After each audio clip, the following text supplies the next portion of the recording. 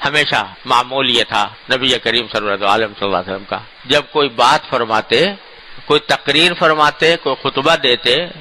بلکہ تقریر خطبے کے علاوہ بھی اگر کسی وقت کوئی اہم بات کرنی ہوتی تو پہلے حمد و ثنا فرماتے، الحمدللہ رب العالمین والصلاۃ والسلام علی رسول اللہ، ہمیشہ کی عادت، اور یہ حضرات صحابہ کرام کی بھی عادت۔ اور میں نے دیکھا ہے کہ یہ آج کل عربوں کے اندر بھی الحمدللہ یہ سنت جاری ہے۔ اگر چند آدمی بیٹھ کر کوئی مشورہ کر رہے ہیں، کوئی جلسہ نہیں ہے، کوئی باقاعدہ اجتماع نہیں ہے، باقاعدہ جلسہ نہیں ہے، لیکن چند لوگ بیٹھ کر باتیں کر رہے ہیں اور کوئی مشورہ کر رہے ہیں، تو جب کوئی شخص رائے دے تو پہلے الحمدللہ والصلاۃ والسلام علی رسول اللہ کہہ کر پھر بات شروع کریں۔ یہ ایک سنت ہے۔ یعنی بعض لوگ سمجھتے ہیں کہ بس جب خطبہ دیں گے یا جب تقریر کریں گے جب ہی کہنی چاہیے الحمدللہ والصلاۃ والسلام علی رسول اللہ، صرف اسی وقت نہیں بلکہ جب چند لوگ بیٹھے ہیں آپس میں بات چیت کر رہے ہیں، ایک بول رہا ہے تو دوسرا بول رہا ہے۔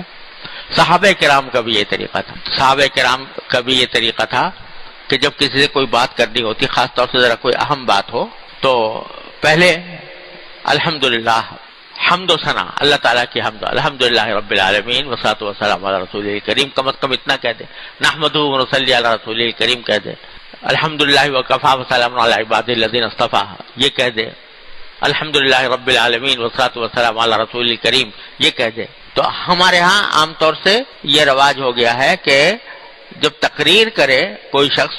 کوئی خطبہ دے، کوئی تقریر کرے، باقاعدہ جلسہ ہو، تقریر ہو، بیان ہو، تب تو یہ کہتے ہیں، لیکن آپس میں اگر کوئی مشورہ کر رہے ہیں بیٹھ کر اور کوئی بات چیت کر رہے ہیں تو اس میں یہ رواج ختم ہو گیا ہے، یہ سنت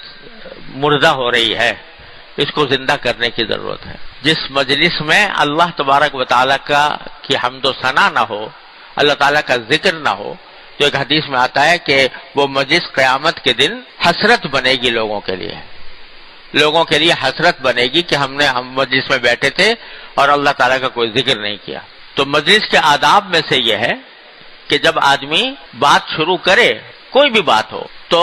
اس سے پہلے اللہ تعالیٰ کی حمد و ثنا کر لے اور نبی کریم صلی اللہ علیہ وسلم پر درود بھیج دیں۔ اور یہ بھی حدیث میں آتا ہے کہ جب آخر ختم کرے تو سبحان ربک رب العزت عما یصفون وسلام علی المرسلین والحمدللہ رب العالمین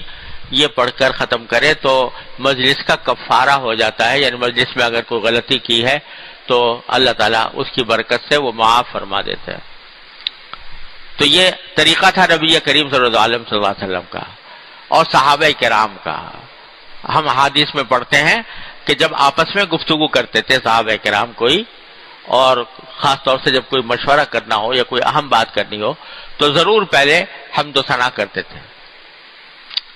تو اسی طرح نبی کریم صلی اللہ علیہ وسلم نے تو بھائی یہ سنت بھی زندہ کرنے کی ضرورت ہے۔